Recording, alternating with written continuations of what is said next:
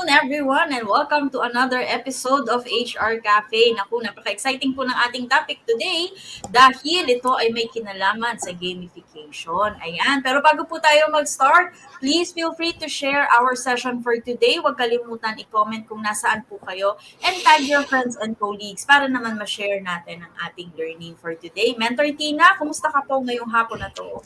Magandang hapon sa inyong lahat. Happy New Year to all. I'm really happy to have you as a guest today, Rhona. Isang taon ko na po siyang inaantay. So, really excited. Sa mga taong nanonood, please leave your name, where you are in the Philippines or overseas, and where you are working so that we can give you a shout out at the show. Ayan. At syempre pa, if it's your first time here in HR Cafe at hindi nyo po sure ano ba itong HR Cafe na to, naku, unahin po natin ang pag-i-introduce sa ating mga HR Cafe servers. We have Coach Darwin Rivers, a multi-awarded HR executive with more than 20 years of progressive leadership and management experience working with top Fortune 500 multinational companies. He's also the founder and president of the Philippines HR Group, the largest Facebook group for HR professionals. Siya rin po ay isang certified life coach, public speaker, and motivational speaker and HR consultant. Of course, we also have Mentor John Bernard Ordonez Kaasi, or Mentor Burns, who is an HR L&D practitioner and educator. He is an online content creator and social media influencer, a radio broadcaster, and is mostly known for being the creator of Unboxing Catholicism podcast and FB Live. Siya rin po ay isang motivational speaker and financial wellness consultant. And of course, yours truly, I've been an HR professional for more than 2 decades now with different local and international companies. I've been a public speaker and HR consultant for quite some time now. I'm also the president and CEO of Uprush Social Geekers. At syempre, hindi makukumpleto ang ating tandem pag wala po si Mentor Tina. Mentor Tina is our operations and HR leader with broad local and overseas experiences. She's the general manager for retail company, an online content creator, and blogger of tinainmanila.com. At kung nagwa-wonder sino nga ba si HR Cafe? Well, HR Cafe is your Sunday tambayan when it comes to timely news and updates, especially sa HR profession. We are here to impart knowledge and experience that are value-adding and beneficial to our audience. We are here also to discuss problems, issues, and challenges and provide answers and resolutions with the help of our guest resource. We discuss new technology, tools, and processes as well as industry best practices, and we are also a virtual job board. So kung kayo po ay meron mga job openings, please let us know para ma-flash po natin yan. We are here to bridge understanding between employees, employers, and we are also here to provide inspiration and motivation para may energy kayo bukas dahil Monday na naman bukas. Ayan. At syempre pa, hindi mabubuo ang isang episode ng HR Cafe nang wala pong wow quote for the week. And for this week, ang ating quote came from Zig Ziglar. Ang sabi niya, you can't have $1 million dream with the minimum wage work ethic yan. Ano po ang masasabi mo dito, Mentor Tino? What can you say about our for today? Wow quote for the day. A lot of people work because of the money or the benefits because they believe that the payroll or the salary they get is equal to the value that they provide the company. So minsan din kasi lalong-lalo na sa mga taong nagsisimula sa career nila, hindi laging mataas ang sweldo na nakukuha po nila. Maybe it is because of fate or because of the way they interviewed. It just so happens that not everyone starts with $1 million salary. So sometimes there is the temptation na kung ganito lang ang bayad sa akin, ganito lang din ang trabaho na ibibigay ko. Kung ang trabaho ko ay minimum wage lang po, then I will just work 8 hours in a day. Beyond the 8 hours, hindi na po ako gagalaw kung hindi po ako mabayaran ng overtime pay. 'Di ba? So a lot of people medyo mabilang. I have noticed, however, for people who I respect, and who I think is successful to their careers, napapansin ko, one commonality of these people are that hindi sila masyadong mabilang pagdating sa kanilang trabaho, sa kanilang pakikitungo sa kapwa. Actually, if you would notice the Philippine HR group, those who are most successful are the ones who are most gracious in sharing their knowledge and wisdom to everybody in the group. They're successful, magaling po sila, very competent, but they're also extremely humble.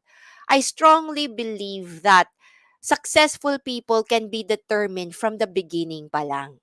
Hindi yun yung taong, ay, dahil presidente siya ng isang multinational company because the person earns millions of pesos in salary, then they are considered to be successful. I actually can see who will be very good, yung successful sa career nila, dun pa lang sa simula. Case in point lang po, okay?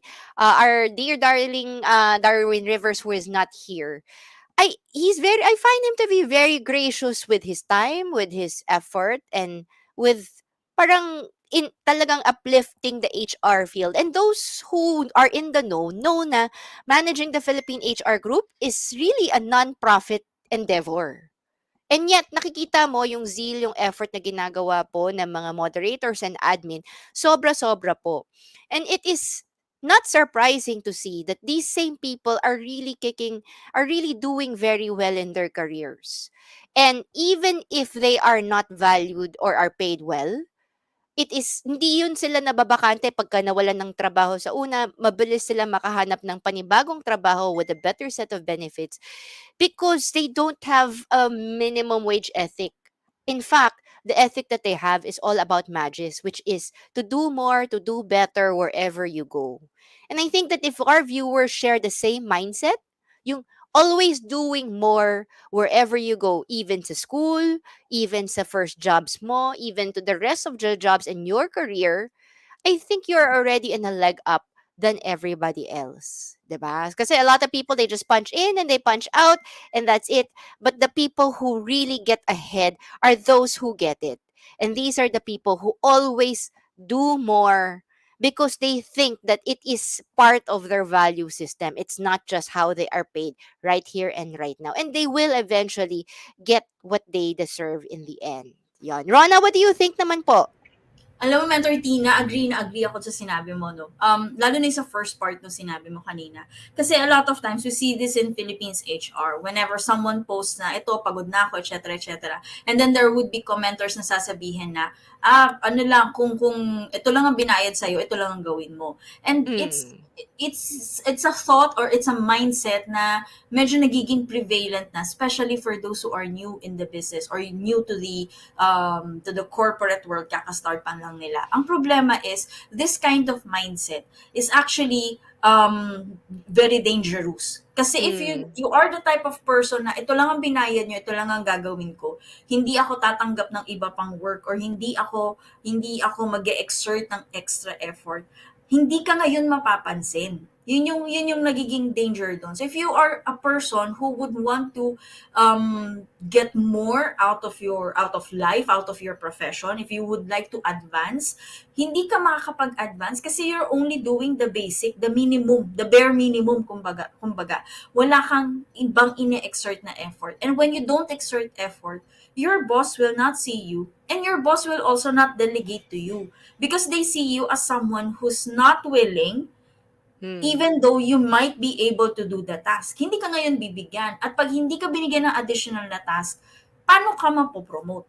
Mm. 'Diba? If you keep doing the same thing lang over and over and you're not exerting any other effort, how would you get promoted if you are seen as someone na ay yan lang ang gusto niya, 'di ba? Tapos pag maririnig mo magrereklamo na ang tagal ko na dito wala pa ring change. Kasi you're not willing to take on additional tasks. Pag sinabi nating additional task, hindi naman ito yung tipong tambak-tambak ka na at hindi mo na alam, hindi ka na nakakahinga, 12:00 ng madaling araw ka na umuuwi. Hindi.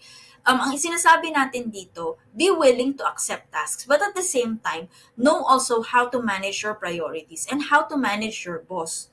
Your boss will delegate to you based on what they are seeing. And your boss is not a mind reader. So you have to tell your boss, given that you want me to do 10 tasks for today, which one do you want me to prioritize and which one is not that important so that I can put it off for another day.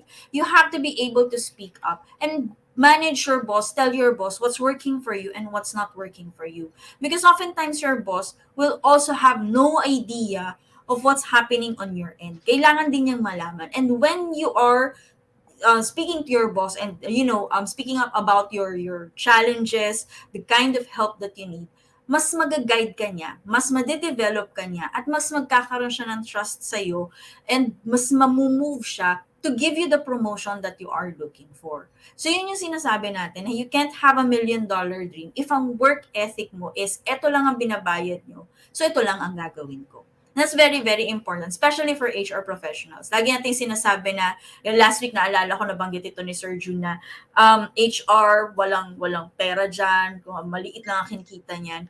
That's not true actually. You might be starting with something small, but once you have proven your worth, malaki ang kinikita ng HR. It all depends on what you're willing to learn early on pa lang in your career, and how you network, how you move yourself forward. Kasi the world of HR is changing eh. When I started with HR, ang focus is primarily on how you are when it comes to adherence. Gaano ka kagaling mag-keep ng 201 files, gaano ka kagaling gumawa Mm. ng kontrata, etc. etc. Iba na ang HR ngayon. Yung HR ngayon, tinitignan ka na based on how fast you can adapt to technology, how fast you can move yung engagement ng mga employees. Yun ang tinitignan ngayon. And if dati, nung nag-start pa lang ako, I chose, kami nila Darwin, magkakasabay kami niyan eh. If we chose to just stick dun sa kung ano lang yung binabayaran sa amin, I don't think we would be able to get to where we are right now. Ayan. Okay, so yung mga viewers po natin, let us know ano po masasabi nyo tungkol sa ating wow quote for the week. Comment nyo rin po ang inyong mga saloobin tungkol dito para mabasa po natin yan. But for now, let's move on to the second exciting part ng ating HR Cafe, which is the HR question for the week naman. Ayan. Pag pina-attend po ba ng training on a weekend, walang pasok, should I be compensated for it? Mentor Tina, what do you think? Alam mo, for me, parang these sort of questions, parang I do think that management needs to actively think about it. For one, bakit kasi nag-a-arrange ng training beyond office hours? Kaya, lalong-lalo na in a large organization, before you do activities like this, you have to first determine the total cost of it, including yung cost of pagpapa-attend ng isang staff mo para sa training sa isang parang not their regular office hours. Kasi if you mandate the person to attend a training on a weekend or on their rest days, you have to compensate for that if that training is required. And that goes as well for any other event that you require to invite. Which is why very important yung wordings ng invitation. Lalong-lalo na like last Christmas, ang tanong, yung Christmas party ba, babayaran po ba yung attendance ko? And yung HR, ang magre-react naman, pinakain ka na, pinaraffle ka na, manghihingi ka pa ng sweldo, OT, at saka night differential kasi hanggang 12 midnight yung party. And I honestly think that HR and management should, before you arrange these events, pag-isipan na ninyo kung babayaran ninyo or hindi. 'Di ba? Kasi if you're going to mandate, if you say you must attend, and if you don't attend, may flake fee pa kayo, you must also pay for the overtime or the holiday or the rest day pay. But if it is not mandated, voluntary, then the answer is no. I'll throw back the question to Miss Rona, but before that, I will first greet our viewers. Bri Gonzalez says, "Good afternoon, mentors." Grace Esconado is here. Anne Apostol, Darwin Rivers, Bree tagged her friend Edna Manfoste Rogan. Zay Lee is here tagging her friend Micaela May Formalejo. And then, course, Mendenilia is watching from Quezon City. John Kenneth Akyat is watching naman to the south of Davao City. Agnes Navotas is watching from Cebu. Glad to be here again. Alan Kuya is watching an SH committee discussion us on wardings end of the year check dole mandated trainings. Okay, back to you, Rona. Ayan. Tama yung sinabi mo, Mentor Tina. Dapat itong mga ganitong bagay, bago pa kayo mag-announce, naisip nyo na kung ito ba ay dapat bayaran or hindi. At dapat, tama yung sinabi ni Mentor Tina, clear dapat yung inyong wordings when you make the announcement. It is better to over-communicate kesa doon sa under-communicate. Yung tipo manghuhula pa yung mga empleyado ninyo kung babayaran ba or hindi. But if we're going to go dun sa legal side, ano ba yung mandated ng batas, ano ba yung required ng batas, may tinitingnan palagi ang ating batas. So number one, voluntary ba ito? Kasi kung voluntary yan, hindi kailangan bayaran kasi nga voluntary. So tatlo yung hinahanap niyan actually. Mm. Voluntary, outside of the office hours, and kung ito ba ay voluntary outside of office hours, at kung ito ba ay may productive work na ginagawa. Okay? So, yun yung tatlong tinitingnan dyan. So, kung ito ay hindi voluntary, automatic kailangan yung bayaran. Kung ito ay voluntary, outside of office hours, at may productive na ginagawa na trabaho, then you need to pay for that. Parang mga HR. So, kung yung Christmas party ay outside of office hours, at si HR ay nagtatrabaho, meaning siya yung technical team, siya yung nag-aayos ng program, then the HR can file for overtime. But if for example, si employee A umattend ng Christmas party, voluntary, it may be outside of work, pero wala namang productive work, then yung ganong mga sitwasyon, hindi yon kailangan bayaran. Kaya nga, tama yung sinabi ni Mentor Tina, clear dapat kayo. Ito ba ay mandatory or ito ba ay hindi mandatory? Now, there are certain areas na pwede kayong mag-mandate. Hindi ibig sabihin ito na yung mga trainings ay hindi kayo po pwedeng mag-mandate. May mga trainings na mandated. So, pag mandated, you have to compensate. But, going back sa sinabi ni Mentor Tina, if alam nyo naman na magko-compensate, kailangan i-compensate dahil mandatory yung training, gawin nyo na lang during office hours. 'Di ba? Para at least clear na ito ay bayad, at hindi kayo hirap na kumbinsihin yung empleyado na magtrabaho sila, or na umattend sila ng training. Kasi tatandaan ninyo, yung rest days is for your employees to rest. Each time that hinahassle nyo yung mga employees nyo for things outside of work during their rest day, syempre, kumbaga, kailangan yung i-compensate sila for that hassle na ginawa ninyo. So, yun po yung sinasabi natin dyan. So, yung mga nagtatanong po sa grupo, sa Philippines HR Group, kung pag ipina-attend ba kayo ng training, dapat bayaran kayo, tanungin nyo muna, mandatory ba or hindi. Kasi kung naging voluntary yan, hindi po kayo pwedeng maghabol ng rest day premium dyan. Okay? Or na kung ano pa man pong premium payment. Ayan. So, hopefully clear na po sa ating mga members yan. Yeah. At syempre Mm. pa, Mentor Tina, would you like to do this one? Do the honors of announcing ang latest from Dole? Yes, everyone must be patient when it comes to the reports.dole.gov.ph website. We've received a lot of complaints from our viewers and members saying that upon posting their 30th month pay report, parang nagahang daw yung system. Tapos nawawala. Minsan, ang pag-upload, medyo hundreds and thousands of people na raw. Tapos kailangan daw ulitin. Again, let us exercise patience and understanding kasi we are moving towards a more online event.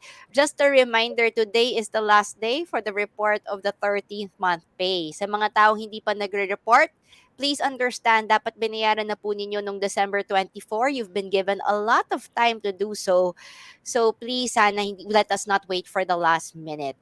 So coming soon naman, the launching of the 2022 Annual Establishment Report on Wages will be this March 2023. We hope that Dole would already fix their systems so that we will not have any problems like unlike what happened with the 13th month pay. They said they are improving their system interface and overall feel for a better user experience. So let's all stay tuned. Next. So the SSS penalty condonation programs for housing loans is extended up until ika-28th of February 2023. We understand that there's a lot of SSS loan condonation that was launched late last year. It wasn't very clear though when they launched it kung ano yung deadline. So, pero for everyone who has these SSS condonation loans, please do so within the deadline kasi we don't know when they will launch a program like this. Again, one warning though, if you do apply for an SSS loan condonation, please make sure na seryoso talaga kayong magbabayad. Kasi if nagpass po yung mga deadlines and hindi po kayo nakabayad, you will not be parang yung penalty na na-waive will come back pa rin. And I've had experiences din for staff na nag-apply dati for SSS loan condonation, tapos hindi siya nagbayad, binalewala lang niya kasi nakiuso lang. Ngayon po, hindi po siya because nag-LRP na siya before, hindi na po siya makapag-LRP ngayon. So, she's pretty stuck with a very high parang bill. Although may condonation, the penalty is already incorporated to the total amount she has to pay. Hindi na po siya waived. So let us treat it with respect. Kasi a lot of people parang expect nila na yung loan condonation ng SSS, parang kapitbahay lang yung kausap eh. It's not the case. It's very serious. Please keep to the deadlines and please make sure you pay on time. All right? Next. Payment terms po, you can do your loan condonation either by one-time payment and sa kung saan kabuuang halaga ang outstanding principal, interest, and insurance dues at legal expenses ang kailangan bayaran sa loob ng 90 days mula sa pagtanggap ng Notice of Approval application. Please understand na conditional condonation po to and ang lahat na hindi nabayarang penalty ay ipaka-condone sa sandaling mabayaran na kabuuang halaga ng housing loan obligation sa loob ng naaprobahang payment period. Meaning to say, if hindi nyo na kompleto, babalik po ang penalty na pa-waive po ninyo. Alright? Next po. Pag-ibig Fund successfully launches the virtual Pag-ibig mobile app to bring services closer to members. For those who want to check their contributions, their loan payments, please feel free to download the virtual Pag-ibig mobile app and let us see if it works smoothly. Be patient and considerate. Diba, Norona? Correct. Mentor Tina, may sisingit lang ako dito ha kasi nagiging active ngayon si Pag-ibig in encouraging employers to register do sa kanilang online virtual Pag-ibig for employers. Kasi yung online nila, doon na kayo ngayon magpapasa ng inyong remittance report. Okay? So, kung hindi pa po kayo, kung wala pa po kayong online account dun sa, kasi may virtual Pag-ibig na tayo na mobile app, sa mga employers, meron kayo nung online web-based na platform. Kung wala pa po kayong access doon, please get in touch with the Pag-ibig branch or office covering your area para mabigyan po kayo noong kailangan yung isubmit ng mga documents. Meron po silang template na all you have to do is put there your company name, print it in 5 copies, legal size, submit it to your branch along with the name of the authorized signatory, ID of the authorized signatory, yung kanyang mga signatures para ma-activate po yung inyong online access. Pag may online access, ang gagawin po kasi ni Pag-ibig, lahat po ng applications ay gagawin na ring online tulad po nung sa SSS. So yung mga applications ng mga employees nyo for loans, mapapansin nyo ngayon na yung mga loans, baka meron na kayong mga loan applications ng members nyo na hindi na na-approve kasi kailangan i-online. So, yun po yung dahilan doon, kailangan nyo nang magkaroon ng inyong online virtual Pag-ibig employer account. Ayan po. I'm a big fan of Pag-ibig. For those who are new to the concept and are always complaining about the statutory benefits that you have to pay, Pag-ibig is one way for employers to manage salary loans. Kasi for many SMEs, uso ang bale or yung advance ng pera. So if you are registered sa Pag-ibig, your employees can borrow a big chunk of money through Pag-ibig multi-purpose loans. The Correct. application process is very simple. And then it really goes directly to the people. Wag na sila mangutang sa i-push mo na lang sila sa SSS at saka sa Pag-ibig. Number 2, it is also a very good way to encourage your employees to buy houses, right? Lalong-lalo na if you are a minimum wage employee, the percentage, they can actually borrow quite a big chunk of money from Pag-ibig, up to maybe 450,000 at around 3% per annum of interest lang, which is very low no matter where you go. I'm Correct. also a big fan of the Pag-ibig MP2 fund. A lot of people are asking, I've bought insurance, I've bought VULs, I've bought bonds, stocks, crypto. Where is a place I can put the money? And I always say right now the best place to invest your money is actually in the Pag-ibig MP2 fund because it generates you returns more than the time deposits. And it Correct. is government backed, it's safe, and it's only 5 years, which means that you hindi katulad ng WISP that you have to wait until you die or Oo. retire.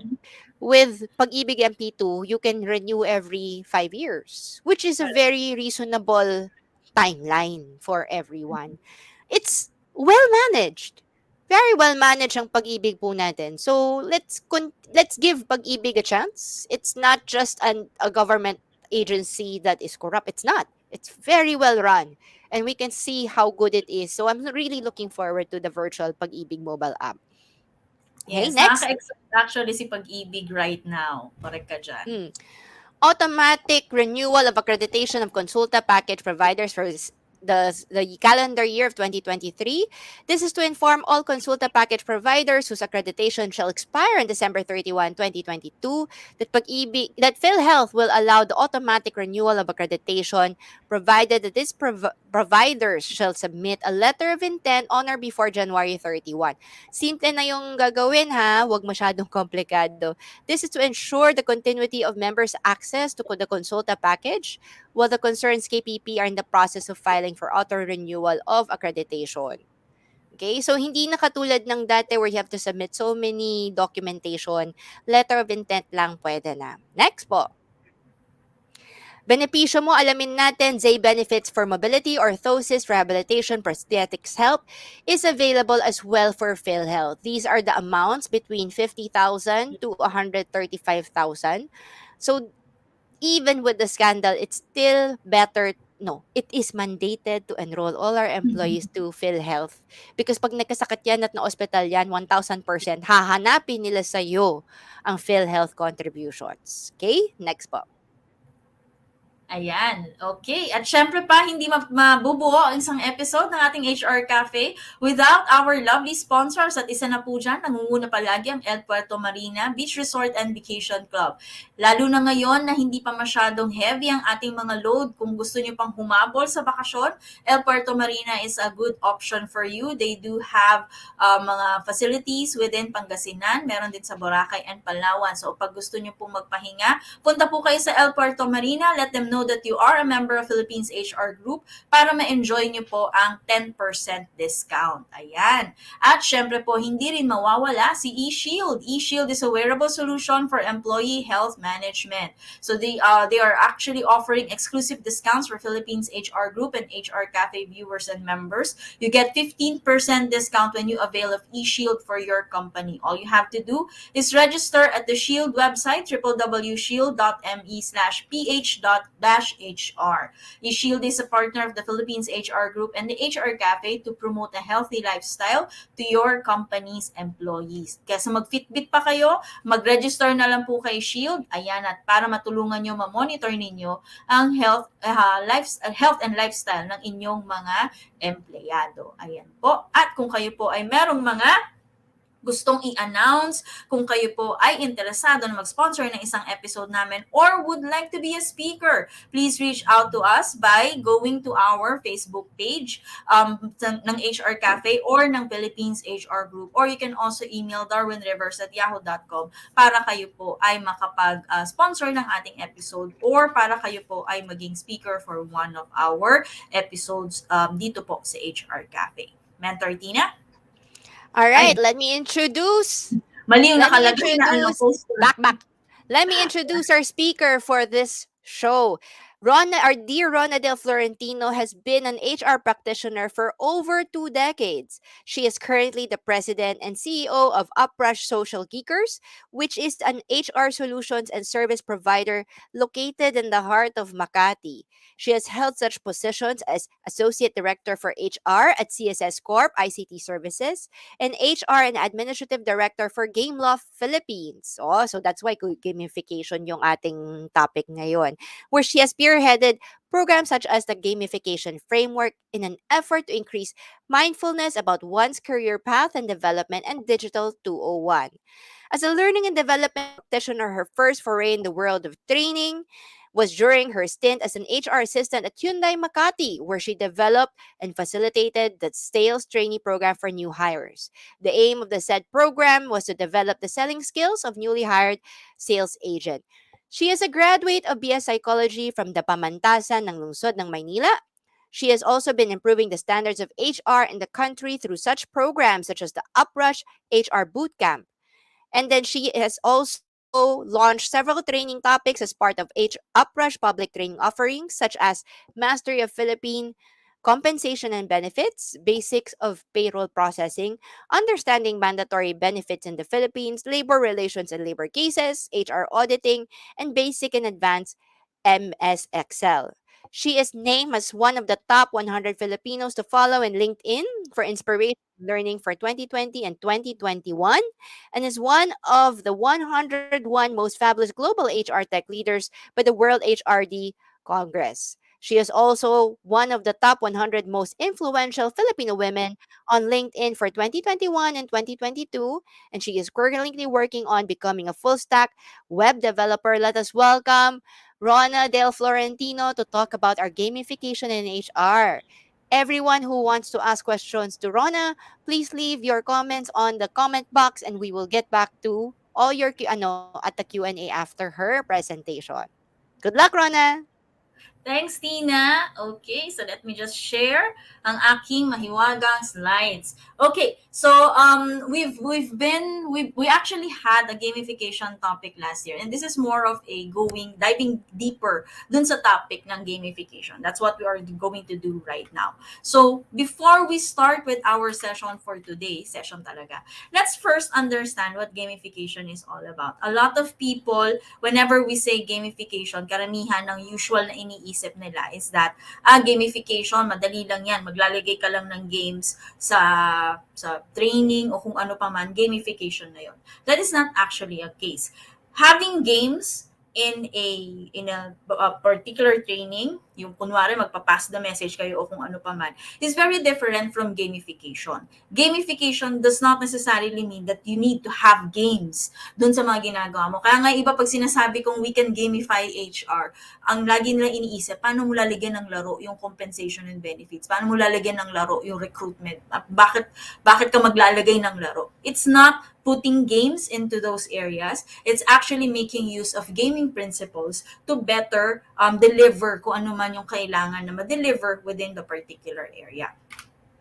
So let's start first by differentiating nga games and gamification. Ano ba ang pinagkaiba nitong dalawa na to? In the concept or in the world of games and game design and gamification, may mga several concepts na sinusunod yung ating mga nilalaro. Whether it's a mobile game or a PC-based game, meron niyang mga iba't ibang konsepto na sinusundan.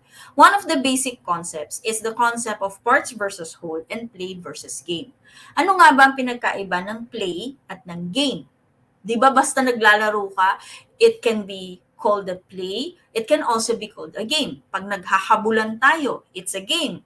Pag nagtutumbang preso or naglalangit lupa, it's actually a game. But what's the difference between the two? The difference lies in how structured the whole concept is.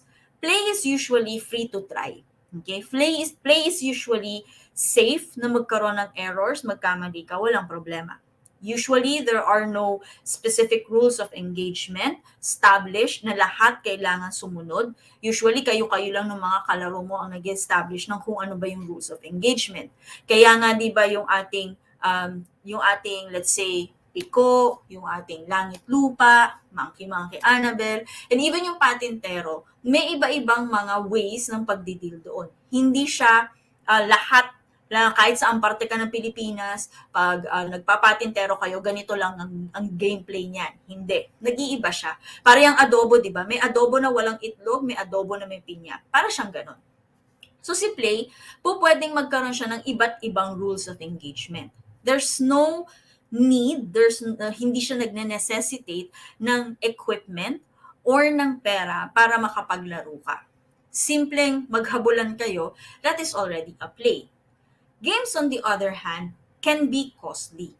Okay? They require resources, and more often than not, there is established protocol for the games. So, for example, when you are playing, let's say, Dungeons and Dragons, merong specific na rules of engagement na na-establish for that.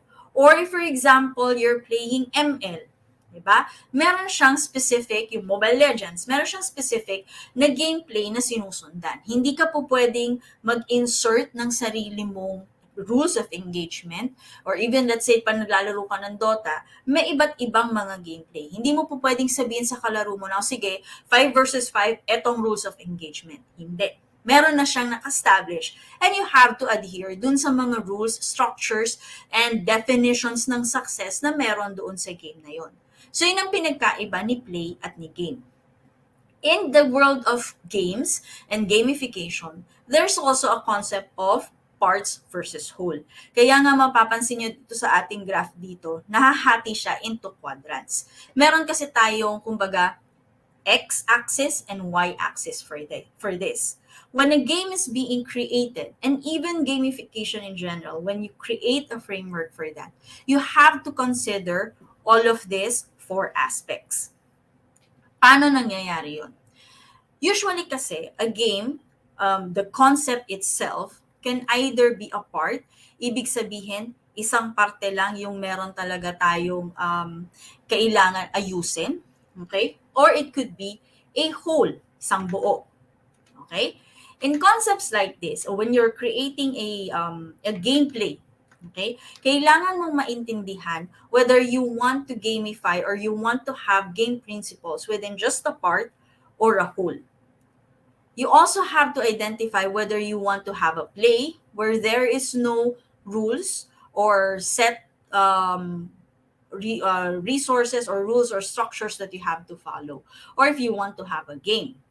Depending on how these 4 are distributed, you can either have a playful design, a gamification or gameful design, games, or toys. Sandali, parang humirap yung ating konsepto.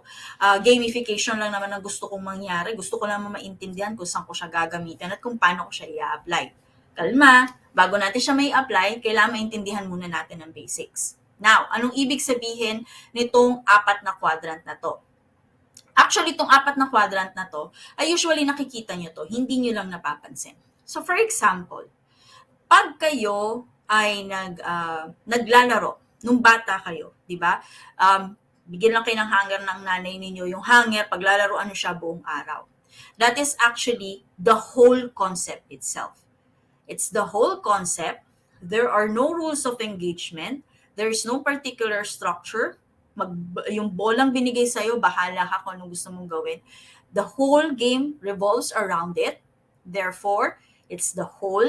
It's a play because there's no structure. What you actually have is a toy. Okay? Wala siyang structure. You only have something. So it's a toy. And everything revolves around that toy. Now, in some cases, you would have, let me just erase yung aking links, yung aking mga nilagay dito. Some cases, everything revolves around one thing. So it's a whole. It revolves around it. There is a structure. Okay? There are rules of engagement. But everything revolves around that particular concept. So for example, let's say you are playing Dota. Yung Dota, pag naglaro ka, let's say you do the 5 versus 5. The whole concept revolves around getting to the other side, destroying the tower of the other side, and once you do that, you're considered the winner. Very structured, and sa isang konsepto lang, umiikot lahat. Okay? And yung pag-ikot na yun yung kabuuan na nung laro. This is not just one part, this is all of the game itself. So you have a structured approach, and that structure is the whole game. So therefore, it is a game. Now, in some cases, it only involves one part. Isa lang yung kailangan mong gawin. Hindi dito na nabubuo or umiikot yung buong idea or yung buong platform. It's just a part, but it doesn't have a structure. So for example, alam ko na marami sa inyo pag nag-offline yung internet, pumunta kayo kay Google, usually nilalaro nyo yung tumatalon na parang T-Rex, okay? Habang wala ka pang internet connection. Most of us, if not all of us, have done that at some point pag wala kang internet connection at nabubore ka, so nilalaro mo na lang yung T-Rex na tumatakbo, pinapatalon mo siya. But the concept of Google does not revolve around that T-Rex. Isang part lang siya, and it was designed so that if you are not online and you are bored, you can play around with this until Google again becomes online, you get connected to the internet, and everything goes back online. Okay? So it's just a part, that's not the whole of Google. There is a game, but there is no set structure. Okay? Hindi ka naman talaga mananalo, wala namang game, wala ka namang prize, talong ka lang ng talon hanggang sa mapagod ka. That is actually playful design. Now, si gamification, kakaiba siya. Kasi si gamification is just a part, but there is a structure. The whole concept does not involve or revolve around yung trabaho ng tao. This is one of the common misconception. Akala ng iba, pag sinabi nating gamification in HR, yung buong HR, gagawin mong laro. Hindi.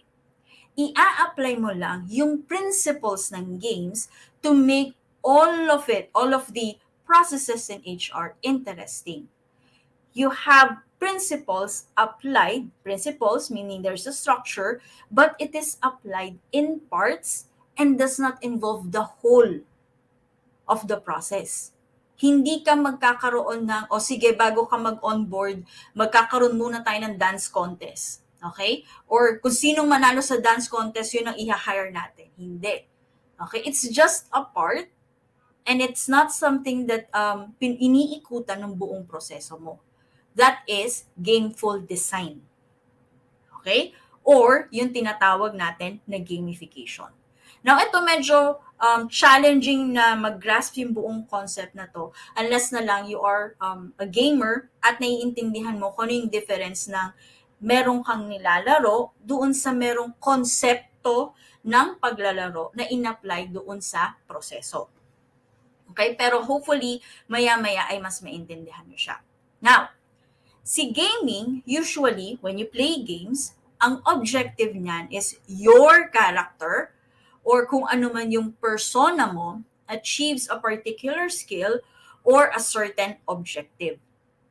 Usually, okay, while you are playing a game, you might learn new skills. Okay? Your character learns new skills. You yourself will learn also new skills. But the skills that you learn may or may not be related to your work. For example, pag naglalaro ka ng Tetris, meron kang nagigain na skill. The ability to quickly think kung paano mo i-rotate yung pabagsak na blocks so that it fits kung ano man yung meron nasa baba. Okay? So that's a skill that you are actually learning. But it may or may not be related to your work. So that's gaming. In gamification, it's you who achieves a certain skill or a certain objective, and both are really or actually connected to your work, related to your work, doon sa ginagawa mo, or to the objective needed by the organization. Okay? In gaming, usually the delivery is embedded into the course. Anong ibig nating sabihin dito?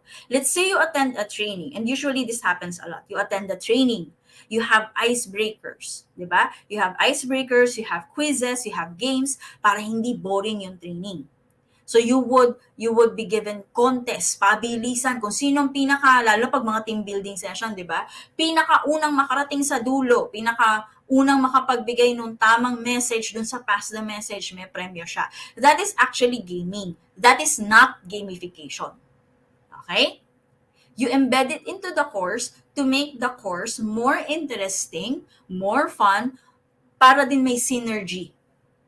Okay? Si gamification is not like that. Gamification is built around the concept of playing a game, but not playing a game itself.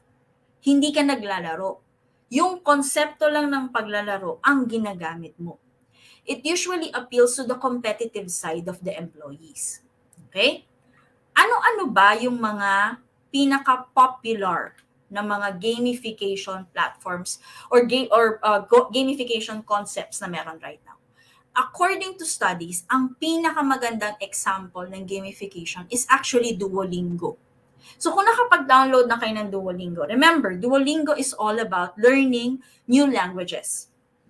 So if you have downloaded Duolingo, one of the things that you would notice is that the skill that you are learning is actually related dun sa kung ano man yung objective mo talaga, which is to learn a new language. It's not separate from that.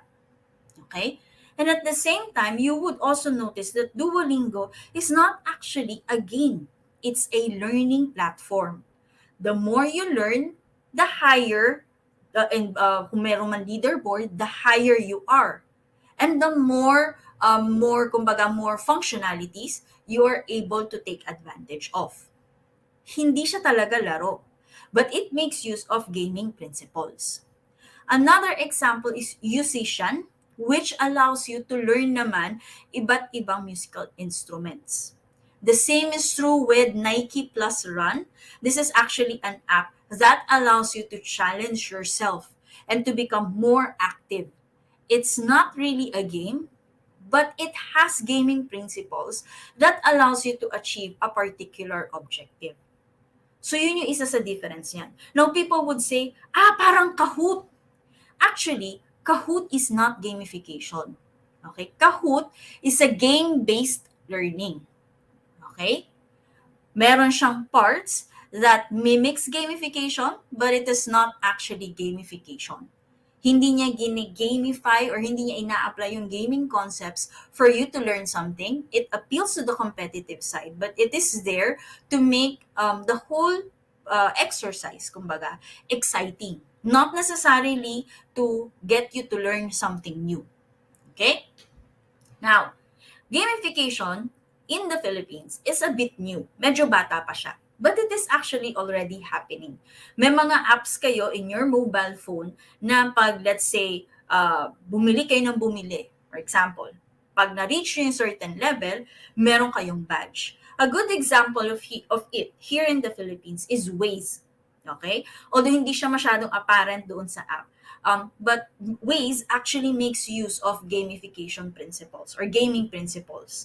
Kasi habang dumadami yung number of points ninyo, okay, mas tumataas kayo doon sa leaderboard. Tapos nag-iiba yung tawag sa inyo. Nag-iiba rin yung icon na po pwede mong gamitin. It's not something that's related to HR. It's actually something that's related to application use. But that is actually gamification. Okay? But in terms of HR, sino-sino na nga ba ang nakapag-apply ng gamification or gaming concepts dito sa Pilipinas? Gameloft Philippines, at least when they still had presence here in the Philippines, we actually were able to implement full gamification of HR. So pag sinabi kong full gamification of HR, from recruitment up to the offboarding of the employee, we have applied gaming principles doon. Okay? Ibig sabihin, they earn points, they get to be called something else. We have all of that. Okay? Cisco is another one. Pero si Cisco, in-apply niya in the training section only. Cisco had applied it in their global company. I am not sure if there's Cisco here in the Philippines or if they have applied it here in the Philippines. But yung kanilang sa headquarters nila, they actually make use of gamification in their training. Whenever an employee undergoes a particular training, they get points for that. If they're able to do something, pass a quiz o kung ano pa man, they get additional points. And then at the end of the day, they see how they fare kumpara do sa kanilang mga kasamang nag-train. And if they get to be the highest scorer, they get something for that. That is also the same concept that was done in Siemens. In Siemens, meron din silang, they have also gamified their training, pero hindi yung buong training nila. Yung training kasi nila is more of self-paced approach. So, doon nila in-embed yung gaming principles. Microsoft has also done yung kanilang gamification, but this is for the work quality. So if the work or the quality of the translation, for example, is good, yan, nagkakaroon sila ng additional points, and once they get a certain level or they reach a certain level, they get rewards for that based on the number of points that they have accumulated. Deloitte has also gamified their onboarding. Accenture has gamified the collaboration process. Okay? So it is possible to gamify the whole HR. But the question is, how do you go about it? Okay? Maglalagay po ba kami ng mga laro sa aming HR, sa mga proseso? Hindi po kayo maglalagay ng laro. Okay? That's actually a common misconception na kailangan magkaroon kayo ng mga laro. Okay? So, ayan. Yes, mamaya ko sasagutin yung mga comments ninyo, but I actually saw a very good comment in our comment section. Yan, mamaya sasagutin natin yan. But for now, so pag-usapan muna natin, paano ba tayo magkakaroon ng gamification in HR? Paano natin i-establish yung proseso? Natatakot ako baka hindi ma-approve. A good thing about this is actually hindi kailangan na sobrang laki ng budget ninyo for gamification. Pero totoo, na kailangan ninyo ng budget. Okay? Hindi ito magagawa ng zero budget talaga. Okay? Now, first thing that you have to understand is gamification is generally used for engagement of employees. Okay? It's generally used for engagement of employees. Now, we have to define engagement. People think that engagement can be seen when employees participate in events. Hindi lang po yun ang sign ng engagement. Okay? Engaged employees are more productive. You can look at it from their level of productivity. You can also look at it from how comfortable they are in raising issues. So it all depends on what your definition of engagement is. But definitely, gamification is one way to go about increasing the engagement of employees. Okay? So how do we go about establishing the program itself? First thing that you have to understand when you want to build a gamification program is, one, sino ang gagamit? Who are your users? Who are the employees? Okay? You cannot launch a gamification program if your employees do not like gamification. Okay? So, kailangan, number one, interesado din sila doon sa program. Number two, alam nyo kung ano ba yung mga empleyado ninyo. Number three, alam mo kung anong gusto mong mangyari. Okay? Your users, your employees, can be divided into 4 different types of players. The thing about gamification is that, and a lot of people usually think, kumbaga, ito yung nagiging problema nila. Paano ko mag-gamification kung panay matatanda ng empleyado namin? Paano ko mag-gamification kung panay introverts ang empleyado namin? Okay lang yan. Kasi there are 4 types of players. Killer, achiever, socializer, and explorer. Okay? Now, a lot of people think na, basta gusto nilang maglaro, okay na. Hindi po, hindi ganun yun. Okay? Bartle has actually designed a sort of test, very simple test, on how to determine the type of employee or type of user that you have. Now, I have here 2 questions, but this is a more simplified way of looking at it. Mas mahaba pa actually yung test ni Bartle to determine the player type. So, dalawa na yung tatanungin nyo sa sarili ninyo. Does the employee focus on what they need to do? Ano yung kailangan gawin? Nakafocus sila sa objective? Or on other players? So, it's between anong kailangan gawin versus sinong kalaro ko. Okay? If the employee is focused more on anong kailangan gawin, then that person is considered as more of inward-looking. Sa player siya nakatingin. Okay? If the focus is more on ano ang sino ang kalaro ko, they are more outward-looking or ito yung world. Okay? Does the player care about doing or about interacting? Do they care more about finishing the tasks or do they care more about what should I do apart from this, so that I get to interact with other people and with other parts of this program as well. If they are more into interacting with other people and with the other parts of the program, then they are considered more of an interactor. And if they focus more on just the objective and getting it done as quickly as possible, shortest route tayo, then they are interested more in doing. Okay? So these two questions are simplified ways of determining kung nasaan ba nagfo-fall yung employee ninyo. There's a more detailed approach to this. Medyo mahaba-haba yung mga questions that's answerable by an either or type of answer. So you're either acting or interacting, player or world.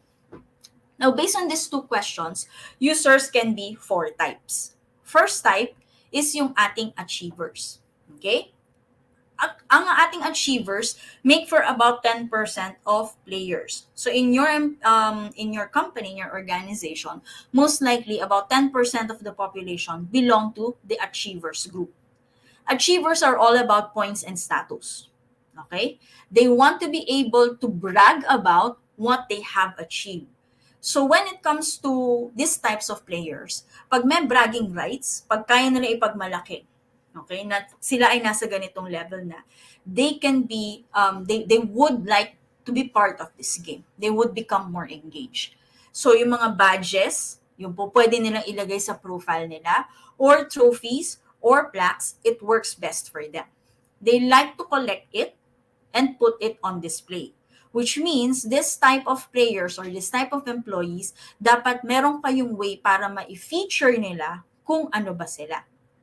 Okay? So if you're doing an online platform para lang makita ng mga empleyado kung nasa na sila, or if you have an HRIS system, there should be a label there where they can put their badges ng kung ano na sila. Okay? Having the badges named after specific achievements also work for them. When we created the gamification program for Gameloft as well as for Uprush, meron kaming specific na mga tawag. So for example, in Uprush, the first person to reach a specific number of sales usually gets the badge of first blood. Of course, hindi lang badge yun. May kasama pang incentives yun. But they get the badge for first blood. And in gaming concept, yung mga madalas mag-PC games, alam nyo na yung first blood is usually galing yan kay Dota or I think meron din yan kay ML. So dun nakuha. And I think sa LOL din may first blood. So ibig sabihin siya yung pinakauna. Okay? So pag meron kang achiever in your group, gusto nila yun. Okay? Natutuwa sila doon, lalo na pag sa profile nila nakalagay doon na, first blood. Ibig sabihin na kung pinakaunang naka-achieve nito. Okay? So ito yung mga type of person who responds particularly well to incentive schemes. Okay? When they are able to get a particular badge, they get a particular incentive for that. Okay? So roughly 10% of people are of achiever type. So most likely, you have known someone who is like this. They are competitive. Okay? And they are the type of people na pag binigyan mo sila ng isang bagay to accomplish, they would try to look at the shortest possible way to achieve that. The quickest and shortest possible way para nandun kagad sila sa taas. Okay? Doesn't matter to them if 10 tayong nandito. Ang mahalaga, ako yung nasa pinakamataas. Okay? So, ganun ang achiever type. And you would see this as very competitive people. So, when in your organization, pag may nakita kayo na competitive naman ito, most likely those people are achiever type of people. Okay? And then next, of course, we also have the explorer.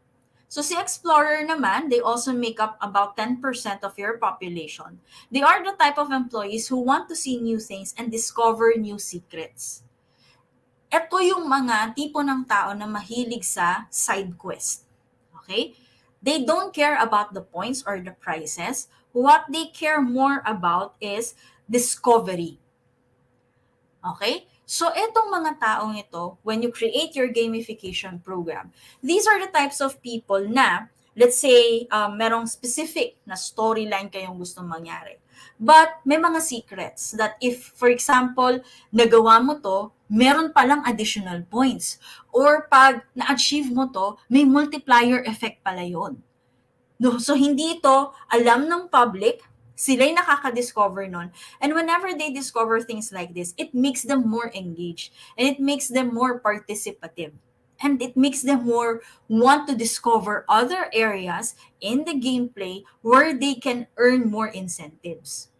Okay? So, okay na sa kanila kahit sila yung nag-start ng pinakamababa. Pero pag may na-discover sila na bago, doon na nagsisimula yung interest nila. So, when they unlock this is Easter eggs, kumbaga, yun ang nagpapaano sa kanila, nagmo-motivate sa kanila.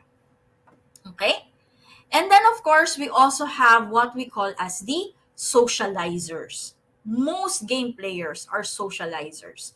Ibig sabihin, they experience fun whenever they are working with people. And this is very important. Okay? Kasi socializers are the ones who are happy to collaborate. Okay? Yung mga introverts ninyo, posible yung mga yun ay nagpo-fall sa explorer. They like to explore things on their own. Okay? Or they can be achievers. Yung individual na mga achievements or individual na mga targets or objectives, etong dalawang to, si achiever siya kasi explorer, okay sila dyan. But socializers, it has to be with a group or they have to have an interaction with another person, okay, or another employee. And they get rewarded for that interaction. They are very happy to collaborate in order to achieve bigger things. People who are considered socializers value more yung team incentives over individual incentives. In a group, these are the people who would do the pep talk, kumbaga. They would rally the team. Kaya natin to. Ito, gawin natin. Ayan. Hindi sila katulad ni achiever na, sige, kaya ko to ng mas mabilis. Kaya ko to ng mas madami akong magagawa. So, si socializer, tayo palagi. Okay? And to get them engaged, the activities should involve group work. Hindi katulad kay achiever siya kay explorer, pwede kayo na individual approach. Okay? Pinakahuli natin is yung ating killer. Now, I know that this sounds ominous. Okay? Hindi naman talaga ito ng papatay. They are actually very similar to achievers. Okay? Very similar to achievers, very different from the socializers. Although, both of them, okay, katulad ni achiever, okay, they want people. Okay? They like being with people. Iba lang ang approach nila. Paano naging iba? So let's start first with killer versus achiever. Si achiever, they want to be able to do things quickly. They want to be at the top. It doesn't matter to them if 10 tayong at the top, basta't nasa top ako, okay na ako. But with killers, no. If I am going to be on the top, ako lang dapat, everyone has to lose. So sila yung mas nagpe-perform well ng person versus person. Okay? When you have a person versus person approach, may kailangan silang kalaban, dun sila mas nagsashine. In order for them to get their high, other people have to lose. Now, it doesn't, iniisip natin na, ay, grabe naman yan, kailangan talaga may talo. No. This is actually one of the approaches that you can have if you're going to gamify your recruitment process facing candidates. Okay? If candidates are able to see, okay, kung sino yung mga kalaban nila, dito yung ma-apply yung konsepto na yun. They know that someone has to lose, so they would really put more effort in making sure na mas nakakalamang sila sa iba so that they are the winner and the rest are losers. Okay? Now, sabi natin si killer ay parang si socializer. They like being with people. Ang difference lang ng approach is that socializer like being with people because they know that oftentimes, mas madaling marireach ang objective if they are in the group. But killers, they realize that kailangan kong bantayan yung mga tao sa paligid ko to see if they are losing at ako ba ay winning. Kailangan manalo ko. They are very competitive, much more competitive than your achievers. Okay? Winning motivates them. Si achiever kasi, as long as they can brag about something, okay na sila. But killers, they have to win. They have to be the best. Okay? Highly competitive sila, at kailangan mag-appeal ka doon sa pagiging competitive nila. Okay? So, yun yung mga users ninyo. Anong importansya nito at bakit nyo kailangan matutunan ito at malaman ito? Kasi when you create your gamification program, hindi po pwedeng ang gamification nyo isang track lang. Okay? Dapat may iba't iba yung kailangan i-offer. Meron kayong mga side quest or short-term objectives at meron kayong yung buong storya or your long-term objectives. Meron kayong mga activities na one-time activities lang at meron kayong mga activities na recurrent siya. So, kailangan na tignan yan.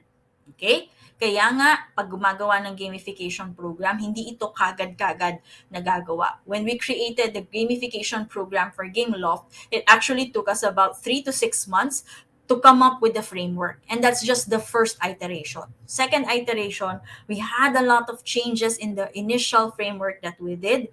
And we overhauled yung ibang parts noon. So talagang tumagal bago namin nagawa yung second iteration. Now, once you know who your players are, kung saan nagfo-fall yung mga empleyado ninyo, ang second ninyo would be, what's your story? When you apply gamification, hindi po pwede na basta lang may games or basta may competition, okay na. It will not work that way. You need to have a story and everything has to be in line with the story. If you've done PC games, and even sometimes yung mga mobile games, okay? Yung mga may story. So, Last of Us, Diablo, if you've played those kinds of games, mapapansin nyo na may storyline siya. Okay, or Witcher. I think si Witcher may storyline din siya. Karamihan ng games ngayon ay PC based or yung mga PSP na mga games, PS4, PS5 na games, usually may storyline 'yan. So dapat yung inyong gamification framework, meron din siyang storyline. In Gameloft, when we created the gamification program, we called it Engagement Plus. But the story is very similar to how Diablo is created. So, merong iba't ibang mga levels at meron ding iba't ibang types ng players. Okay? So, yun yung ginawa namin. So, when you create yung gameplay ninyo, you have to look at all of these items here. Okay? Yung buong yan. Okay? So, paano nyo siya titingnan? Start with the components. Ano yung gusto nyong mangyari? Ano yung muna yung overall goal ninyo? Okay?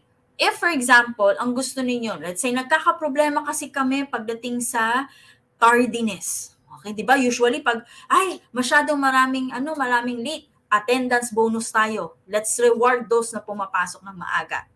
Yun ang nagiging approach. Let's try it in a different way. Okay, kasi pag yung attendance bonus, di ba, parang binabayaran mo naman talaga sila to be on time, but now you're paying them double. So what's the return on investment? So let's do it another way. Why don't we give points to those who come in on time and deduct points to those who come in late? Okay? So, merong deduction, merong merit system in place at may demerit system in place. So, components. Anong ang mangyayari ngayon sa kanila when they get the highest point? Okay? So, lalagay nyo rin yan. Paano pag, for example, gusto kong i-share yung points ko sa mga co-employees ko? Isasama nyo yan doon sa inyong components. Do we need to have a leaderboard? If we're going to have a leaderboard, should we just have names? Or do we also highlight the top 3, top 4, top 5? Do we have a different name for all of the different personas? Pag ako ba ay nasa ganitong number of points pa lang, anong tawag sa akin? Novice, landlord, knight, yan. Ano ba magandang mga tawag? Hero, superhero, yan. So, nagkakaroon ng mga iba't ibang tawag sa kanila. Remember meron kang achiever, meron kang socializer, and some of these people, they get a different kind of high pag nakikita nila how they fare with other employees and other players. So, kailangan isama mo yon. So yung components mo, latag mo yan. Ano yung mga levels, ano yung leaderboards natin, may mga teams ba, anong tawag natin sa mga teams. You have to also be creative in how you call the different teams. And it has to be in line sa kung ano ba yung storyline mo. Ang storyline mo ba is set in the 12th century, 15th century, Maria Clara Ibarra type ba ito? Ano ang storyline mo? Okay? Go back to your company and think, ano ba ang history ng company namin? Ano ba kami? Sino ba kami? Okay? So for example, in Game Loft madali kasi it's a gaming company, so any gaming concept can be applied, or any games, popular games can be used to set kung kunwari ano yung pangalan ng mga teams. But for Uprush, we are not a gaming company. We are a service provider, an HR service provider. So how do we do that? So you have to think about that concept. Sa HR ba, ano bang meron? Ano bang pwede nating itawag para sa beginner pa lang? Pro B. Okay? Ano pwede nating itawag pag medyo matagal na siya? Regular. Okay? Ano pwede nating itawag pag ganito na siya? So, iisipin nyo ngayon yun. Again, you have to be creative in how you call them kasi this will be their badge of honor. So, pwede mo siyang isabay dun sa iyong regular, pro B, etc., etc., tenured, experience or expert, SME, pwede mo siyang isabay dun. Okay? Or pwede kang mag-create ng persona based on a particular story, for example, para mas engaging ang dating. So it's all up to you. Okay? Set also ano yung achievements. Your achievements should both be long-term and short-term. Short-term, ito yung pag na-achieve mo, may incentive ka. Meron kang badge, may incentive ka. Meron din naman na long-term na kailangan X number of points para makuha mo to. When we did the gamification for Gameloft, yung pinakamataas na number of points at the end of the year, that person becomes the employee of the year. The person who has the highest, so total number of points yun but the person with the highest number of points in, let's say, the innovation area, siya yung tinatawag naming game changer of the year. And the manager who has the highest number of points, siya yung aming leader of the year. So may mga ganong achievements. Okay? And they get a plaque for that, which they can display on their table. They get a jacket for that. They get monetary rewards for that. So dapat naka-establish na yon. Okay? We did not, at least when we created the initial version, we did not allow the employees to gift or ibigay yung kanilang mga points to other employees. Kasi baka naman, wala kasi siya, kumbaga para sa amin, wala siyang sinuserve na purpose. But they do have team objectives, individual objectives, team incentives, individual incentives. Okay? Now, once you have the components in place, ang susunod yun namang titignan is mechanics. Ano ang gusto mong mangyari? Ano ang gusto mong gawin nila? Okay? Dito na ngayon papasok, ano ba ang mga problema ninyo sa empleyado? Tardiness, sama natin sa mechanics yan. Pag kayo ay pumasok on time, you get 10 points. Pag kayo ay late, okay? You get a demerit, 20 points ang demerit. Mas malaki ang demerit kaysa doon sa mga earn mo na points.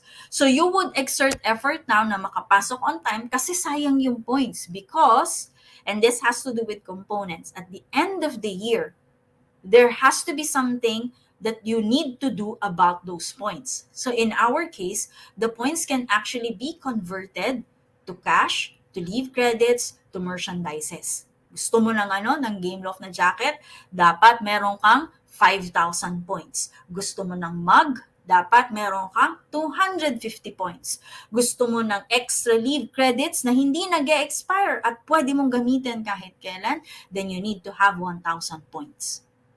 So may mga ganun siya. Okay? So si employee, alam niya na ito yung kailangan kong ma-reach na number of points, otherwise hindi ko makukuha to.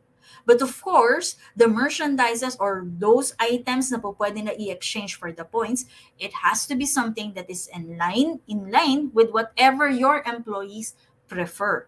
So imagine niyo kung yung mga empleyado nyo ay hindi naman interesado sa libro, pero may libro kayo na pwede na i-exchange. Wala mangyayari doon. Okay, wala, hindi yun, it's not something that would motivate them to target that particular number of points. So it has to be something that speaks to your employees. Merchandises in the form of mugs, jacket, o kung ano pa man, keyboard, because we were, when I was with Game Love, we were a gaming company. So keyboard, mga gaming keyboard, gaming mouse, tuwan-tuwa sila dyan. So, pwede mo isama yun dun sa iyong mga prizes na makukuha when they convert their number of points. Make sure as well, sama nyo dun sa inyong mechanics ninyo. Okay? Team objectives, individual objectives. Hindi po pwedeng panay individual lang. Short term, long term, sasama nyo rin yan. Okay? Yung mga side quest. Anong mangyayari pag bigla nilang ginawa ito? Okay? At hindi lang ito kailangan isang area. Again, from recruitment to offboarding, lahat yan po pwede nyo lagyan ng number of points. Walang uma-attend masyado ng training, give number of points for those who would volunteer to attend the training. Give another set of points if they are able to do a case study on whatever training they have attended. Give another set of points if this is a certification program and they were able to successfully pass kung ano man yung certification program na yun. Walang uma-attend ng town hall, konti lang uma-attend ng Christmas party. Give them points if they attend on time. If they are late doon sa activity, meron din silang demerits. If they get a disciplinary action, they also get demerits. So pag meron kang NTE na patunayan na nagkamali ka, ang decision sa'yo ay let's say suspension for 1 to 5 days, meron ka ring point demerit. Mababawasan ka ng 100 points. Or pag nasuspend ka ng 30 days, clean slate, tanggal lahat ng number of points mo. That way, employees now would really exert effort na wag gumawa ng violation kasi mawa-wipe out lahat ng binild ko na points. Sayang. Okay? So, all of those come into the mechanics. Dapat meron din kayong mga challenges. Remember, you might have a killer within your employees. Someone who is very, very competitive. So, paano ngayon yun? Di ba, mas gusto nila yung mga person versus person. Create items now na po pwede silang magkaroon ng mga challenges. Okay?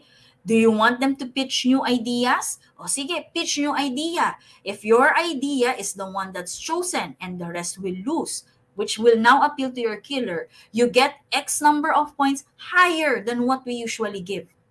Okay? Pag yung idea mong in-implement, may multiplier effect. So you also have that. When they reach a particular level, do they still earn the same number of points or meron ng multiplier effect?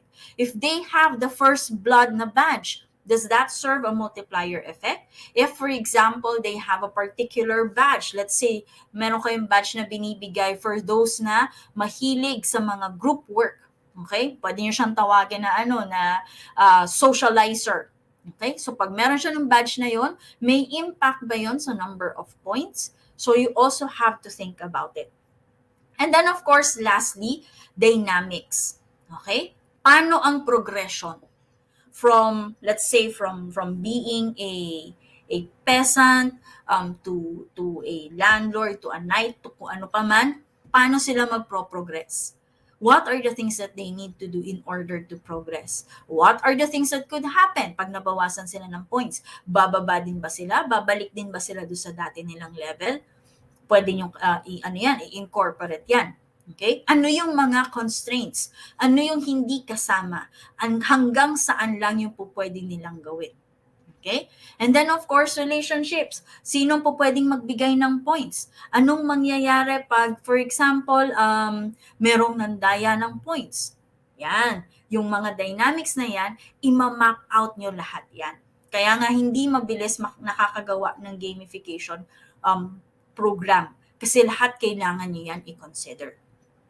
Now, once you have your story in place, and itong part na to, itong step 2, dito kayo medyo matatagalan kasi kailangan nyo talaga gawin yung storyboard ninyo. Once you have that, ang papasok na ngayon is yung inyong platform. Anong platform ang gagamitin ninyo? There are platforms available in the market right now na prepared na lahat yon, and they have suppliers or providers already in their directory para mabilis yung conversion ng points. But more than that, you need to make sure na yung program or framework that you have created can actually or matches kung ano man yung ino-offer ng platform. Dito sa particular area na to, ang suggestion namin sa inyo is to create your own platform. Hindi kailangan na sobrang ganda. Okay? You can make use of your current intranet, combine that with Google Sheets or with Excel para mapakita mo lang kung nasaan na yung mga employees. Or para lang may way para na real-time na update yung number of points nila. Doesn't have to be very expensive. If your organization is based on Google, naka-Google account kayo, meron si Google na tinatawag na sites, you can actually make use that for your gamification program. Para doon na lang siya nag-update. Or if you have Confluence, you can make use that so that it's very visible to everyone kung nasaan na sila. Visibility is very important, especially when it comes to the leaderboard.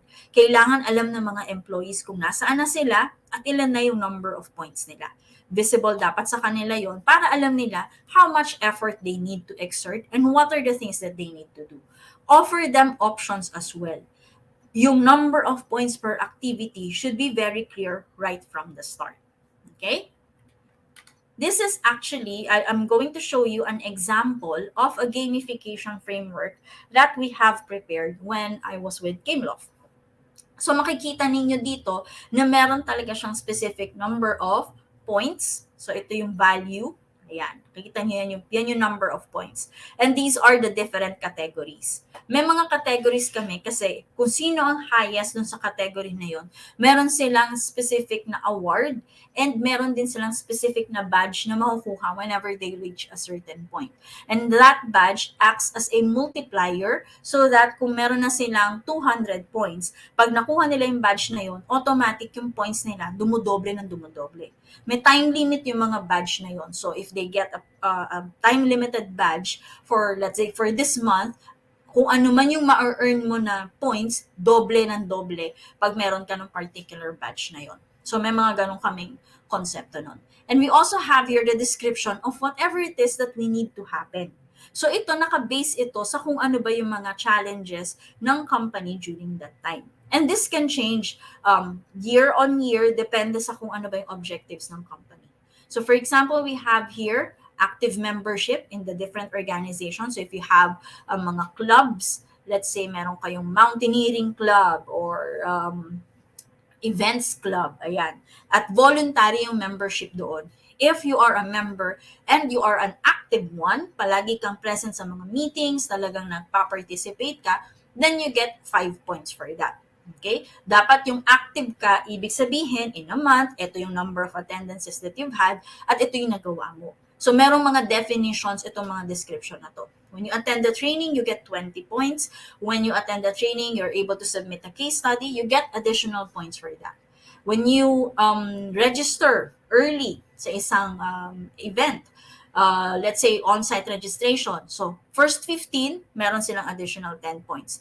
Pag ikaw ika-16, hindi mo na siya po pwedeng i-claim, mawawala na itong line na to. Hindi mo siya po pwedeng gamitin.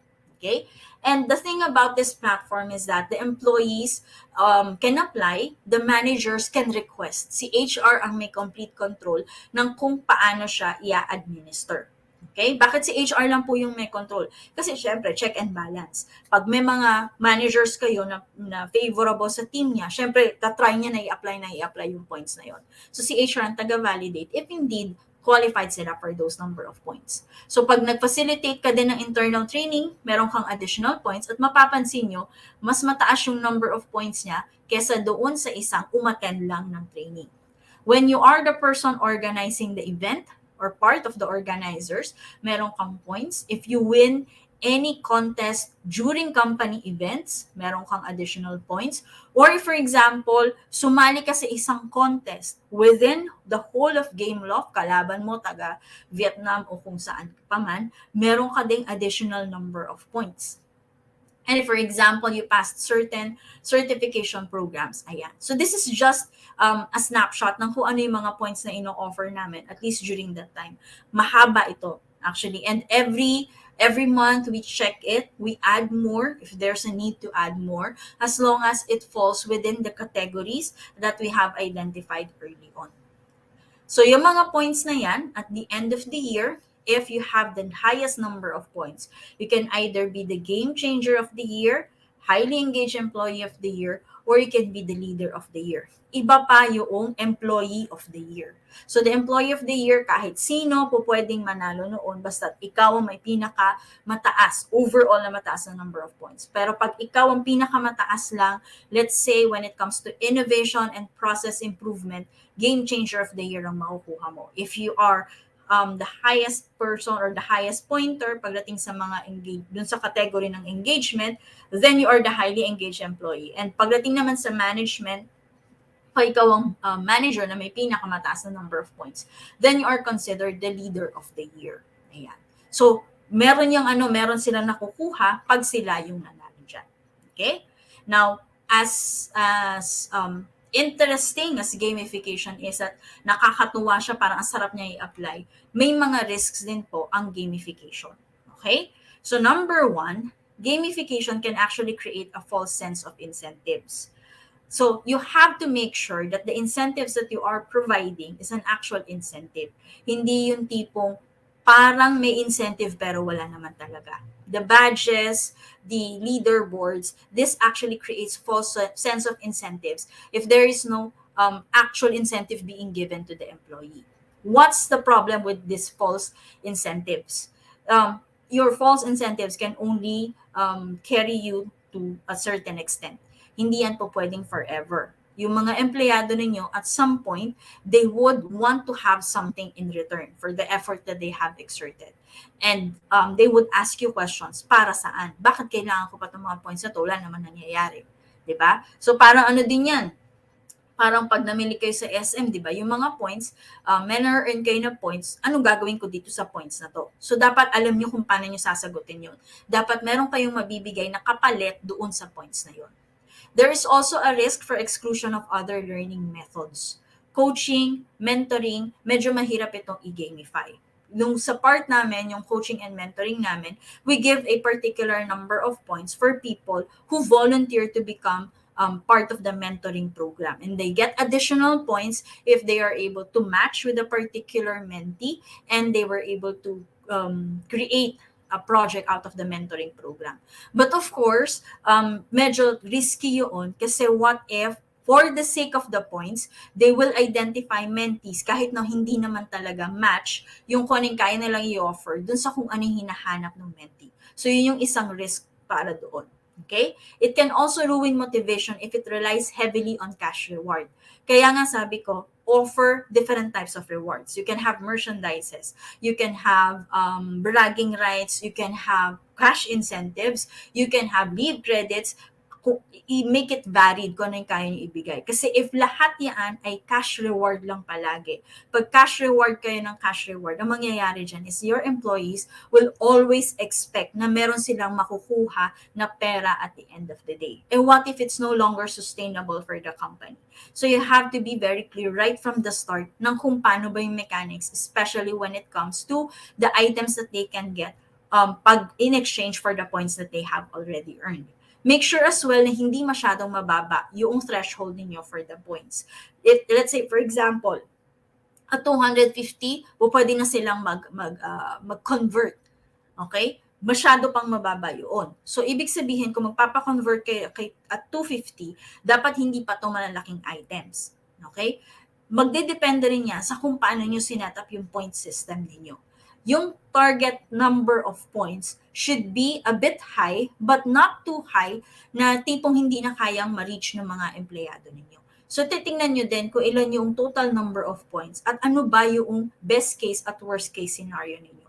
Maraming study kayong titingnan dyan at hindi po pwedeng isang tao lang maggagawa ng framework. There's a lot of discussion that would happen para ma-ensure ninyo na yung number of points that they are getting for each of the activities is something that could actually help them reach particular levels within your whole gamification program. Okay? So, ayan. So, dyan po, ayan, ang bilis ng ating ang bilis ng ating discussion for this day. So yan po yung mga risk ng ating gamification. Now, if you do have any questions, please feel free to put it dun po sa ating comment section. Marami na ako nakikitang mga comments and we'll address that later. But for now, if you are in need of someone to help you create your gamification program, please feel free to reach out to us at Uprush. You can either go to www.readyrightnow.com or email us at support@readyrightnow.com or go to our Facebook page. Hanapin nyo lang, type nyo lang yung Uprush Social Geekers. Or you can also go to the Uprush Academy, uprush-sg.com, and email us. Or you can reach out to me directly sa aking Facebook page para matulungan namin kayo on how to create your gamification program. But apart from that, we would also like to invite you dahil nalalapit na naman po ang grantee panan for Philippine Society for Talent and Development. Uprush is a proud member of the Philippine Society for Talent Development. Most of our mentors in Philippines HR Group are also part of Philippine Society for Talent Development. Nandiyan po sila Sir Ed, Sir Louis Banta, Sir June Del Ponso, marami pa pong iba. Members po sila ng PSTD. So if you are interested in being in a group of like-minded individuals who are really exerting a lot of effort in making sure that talent development in the Philippines is at global level, and if you want to learn on how to become better when it comes to talent development, even especially when it comes to learning and development, please be a partner of or be a member of Philippine Society for Talent and Development. I am under the membership committee. We are looking for members right now. So punta lang po kayo sa pstd.org.ph, tama ba? Para makapag-member po kayo. Or you can also search kay Facebook yung Philippine Society for Talent Development para kayo po ay makapag-member. Pwede rin po kayong mag-email sa inquiries@pstd.org.org, wala pa lang .ph, pstd.org, para kayo po ay ma-assist nila on how you can be a member. Membership starts for individual members at 2.5 and 5.6 at corporate members. So, ayan po. So, sali po kayo, kailangan po namin ng mga members para po sa aming membership committee. There are other committees, so if you prefer research and development, okay naman, walang problema. You can choose from the different committees, pero ang pinaka-importante is mag-member na po kayo ngayon para maka-join po kayo sa grantee panan happening on January 26. And then from there, you can choose which committee you would like to be a member of. Ayan po. But for now, maraming salamat po for staying with me. And let me just call on my partner, Mentor Tina. Yan. Tapos na tayo. Tapos na ako sa aking paghihirap. Ayan po. I think anyone who watched this session should rewatch it. Kasi it's, di ba, for something so fun, it's very technical. Hindi lang siya yung, anong mga games na pwede natin gawin sa Zoom meeting Yes. natin eh. Gamification is much more complicated and long-term. And there are actual objectives. Feeling ko hindi kaya to from a department level. Kailangan to with upper management cooperation. Kasi Correct. It has very to be long term. organization-wide. Yeah, and if you don't do it properly, if hindi masyadong pinag-isipan, there's Mm-mm. a risk that it might demotivate people. Yes. 'Di ba? Correct. Lalong-lalo na parang kunyari if meron kang pa-contest tapos in the middle of the year nalaman mo masyado palang mahal yung contest kasi hindi mo pinag-isipan na madali pala yung mga conditions ng contest mo. Then maraming magagalit if done Correct. improperly. So it seems na parang you need a very professional mentor or consultant to partner with to parang make your gamification effective. Because Yes. if you Correct. don't do it properly, you might have an opposite effect. We'd like to greet a few people who are here in the show. And Gino Cabigao, good afternoon. Welcome. I'm hoping you're in the Philippines na. Arcel Arcaya Cababaw, good day everyone. Vivian Swelto, good afternoon. John M. Banta, one of our mentors as well. Lots of aha moments. And we do have a few questions from Pearl Erasmo. Sabi po niya, would you agree, Ma'am Rona, that the challenge in gamification is how to make it attractive and useful across different generations? Kasi lalong-lalo na in a large Mm-hmm. company, there might be a group of people who might think it's badui. Correct. Correct. Which is How do why you ang handle first it? thing natin, 'di ba? Ang first na step palagi is to understand who your employees are. Pero bago ang lahat, hi muna kay Miss Pearl. Miss Pearl is also a member of Philippine Society for Talent Development at siya po ay under membership committee din. So, usually magkakausap kami sa Viber dahil nga we are gearing up for the Mm. Grand Tipanan. But yes, I would agree that it is very challenging to make it attractive across all generations. Ang usual appeal ni gamification is with the latter part millennials and the Gen Zs. A bit of yung mga Gen Xers could still be interested with gamification. But when it comes to boomer, sobrang ano sila dyan, averse sila sa gamification. Hindi sila nagre-respond positively with gamification kasi theirs is more of an traditional approach when it comes to employee engagement. And I don't think they actually have a good concept of engagement eh. Kasi alam mo na, yung mga boomers, this is what needs to be done, you do this, end of discussion sila. Usually, ganun yung kanilang point of view. But I think it's a good thing, pa-exit na kasi sa workforce ang mga boomers. So, hindi na natin sila masyadong problema. Gen Xers na yung mga directors right now. And then we have yung bag after nung Gen Z natin, meron ng Alpha, Generation Alpha ata tawag sa kanila na, may mga ganun nang papasok sa ating workforce. So sila, mas madali sa kanila na mag-adapt sa gamification. But it is still challenging because each generation will have a different motivating factor for them. For example, for the Gen Xers, if you present them with, let's say, mechanical keyboard, or let's say gaming mouse, hindi yun masyadong attractive for them. But if, for Mm. example, you earn points and you can have this exchanged for leave credits, additional coverages for your dependents, yun magwo-work yun. So, importante na naiintindihan nyo kung sino yung workforce ninyo at ano yung nagmo-motivate sa kanila. And then use that in creating your gamification program. Ano yung mga importanteng bagay sa kanila at ano yung mga activities that really speaks to them. Doon ka ngayon huhugot nung kung ano yung ilalagay mo doon sa gamification program mo.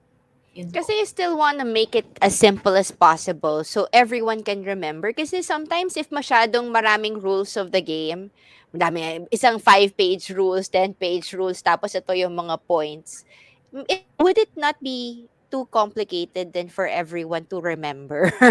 I mean, like, how simple should the objective for gamification be, Mentor Rona? Kasi I'm imagining, if pagpasok mo, pag-explain pa lang ng gamification doon sa team ninyo, baka it might take you 30 minutes or 1 hour.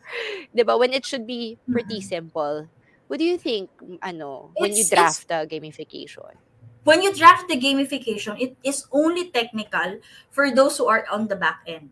HR, the managers, it Mm. will be technical for them. But at their level, they should already have an understanding of how all of this process goes. For the employees, mas madali lang. Hindi mo kailangan Mm. i-explain sa kanila na, meron tayong 4 types of players. You don't have to do Mm. that. But Mm. you have to be good at marketing. Imaginein mo yung pag nagma-market, let's say Mm. ano ba maganda? Let's say si Starbucks, or 'di ba pag Mm. nagma-market si Mm. Starbucks, you earn points, you get a planner. Ganun Mm. kasimple lang Mm. ang communication with Yes. employees. Yes. So, Mm. bigay mo lang kay employees, you do this, you get points, you get Mm. this. Ganun siya Mm. kasimple. Sa back end, Mm. all the managers have to understand na these are the behaviors that we are rewarding. This is the Mm. reward if they do that behavior. This rewards, which is in the number of points, can be converted into this. Ganun mo siya kasimpleng i-explain sa mga managers naman para naiintindihan nila. But Mm. pinaka-importante, the HR himself or herself, yun ang talagang kailangan makaintindi nung buong konsepto nung laro, nung buong gaming principle. Kaya nga sabi natin kanina, Mm. pinakamagandang ina-apply ito if the company or if the person who is authoring the framework has played a game. PC Mm. game, mobile games, kahit anong games, basta nakapaglaro na siya ng ganong games. Kasi pag hindi, at hindi niya naiintindihan ang konsepto ng laro, ng gaming, mahihirapan siya na i-communicate with the managers and even with the employees. Pero do you need to, lalo especially for companies that have hundreds and thousands of people, do you need to have tech support to actually monitor the rewards and the point system? 'Di ba? Like kasi if i-manual lang, mukhang mahirap eh. Mahirapan niya, when mahirapan do you niya. actually when do you actually give somebody a point, 'di ba? Do you Oo. need So, some technological help from the back end? Um, ang help na kailangan mo dito is more on logistics. Someone who can update the Yeah. database. So Yeah. you can allocate a specific person for that kung sobrang laki na talaga noong Mm. organization. Or you can have it automated na if you're able to do this. Kasi in our case, when we did this for Game Law, the employees can themselves can apply. So po pwede na apply ako for 10 points for doing this. They upload proof that they have done this. It could Mm. be pictures, documents, o kung ano pa man. And then, Mm. i-approve na lang ng i-approve ni HR. So if wala kang attachment, walang documentation, I reject. Pag meron, Mm. I approve. Ganun na siya Mm. kabilis. So you need a platform. Mm. Pag small group pa lang, si Excel po pwede pa, si Google Sites po pwede pa. Pero pag if you're speaking about thousands of employees, wag nating i-try. Kailangan natin ng talagang platform dedicated for that. Sabi ni Pearl, in a gamification program that we designed in the call center, we would open a PvP arena 5 minutes before shift to encourage people to log in early. Tapos may drops ng special items and extra XP during the PvP arena. We have Call Yes. Jang who's asking you, can you please provide us with common signs that the employee is no longer engaged? Number one, madalas absent. Madalas Ayo! late. Absent at late, yan. Kasi tinatamad na silang pumasok. And then you can look into their productivity as well. Tignan niyo yung historical data. Kung dati kaya niyang gumawa, let's say, ng 10 tsinelas, and then ngayon 5 tsinelas na lang, may dip sa performance, then most likely si employee is no longer engaged. You have to do root cause analysis kung ano ba talaga yung nangyayari. Ang problema actually is not on the employees who are not engaged. Kasi pag hindi na engaged, kahit mag-tumbling ka pa dyan, hindi na talaga engaged. Ang problema mo is the fence sitters. Those who are neither engaged nor disengaged. Kasi yun po pwede mo pang papuntahin dun sa engaged part, pero pag nagkamali ka ng move, pupunta sila dun sa disengaged part. Okay. Daday Kalahe Dino is watching from Paranaque. Tapos may nagsabi, the gamification I designed in our previous company included giving incentives and rewards to employees' family members. So it's not just, what are the rewards ba? Can you give us a little bit list of rewards that people offered aside from the mechanical keyboards? Usually kasi pwedeng offers kasi, especially do sa case na sinabi niya, if you would like to involve yung mga family members, you can partner with organizations and then the employees can get discounts from this organization. So for example, di ba parang si Mm. Pag-ibig, you get 10% discount from McDonald's, you get 15% discount with Sarabia Optical, you get a free ticket with Enchanted Kingdom. So po pwede siyang ganun. Magdedepende siya talaga sa kung ano ba yung preference ng mga employees ninyo. Now, if for example, your employees are may mga pamilya na, maganda na i-involve sila. So maganda yung sinabi nung isa nating commenter, na in-involve nila yung family. Kasi kung karamihan sa empleyado ninyo ay may pamilya na, yun ang magiging focus nila. So involve mo ngayon sila. Meron silang additional discount sa Toy Kingdom, tickets sa Enchanted Kingdom, or even mga tickets. So may ginawa kami dati na meron silang gift vouchers from Philippine Airlines. So yun, yung mga ganun, 'di ba? Ma-appreciate na ng mga employees ninyo if yun yung mga rewards na nag-aano talaga sa kanila, na nag-e-entice sa kanila na mag-participate. I think it's good. It is also a good idea to talk and communicate constantly with employees. Kasi sometimes Yeah. people think that HR is just in an office in the back door. I honestly think the best HRs are those na laging nakikipag-usap sa janitor, security guard, sa department head, sa different people. Like, technically, sabi ko nga, the HR should be one of the most popular officers in an organization. Eh, kasi sa simula pa lang, ikaw nag-welcome. Pag paalis, ikaw rin yung nag-goodbye. And in between, lahat ng tao nasuran. Tsaka maraming tanong pagdating sa mga benefits. So talaga, I mean, you should be the person that everyone talks to.